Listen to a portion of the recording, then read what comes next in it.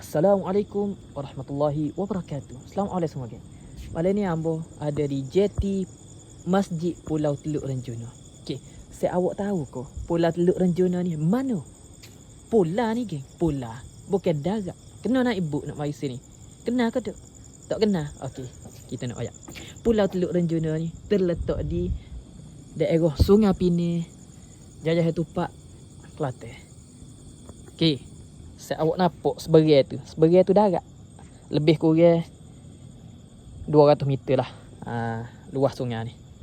Jadi tak ada jeti sini. Jeti dia mana? Jeti dia di Kok Majik. Jarak dia nak ke jeti Kok Majik lebih kurang 700 ataupun 800 meter.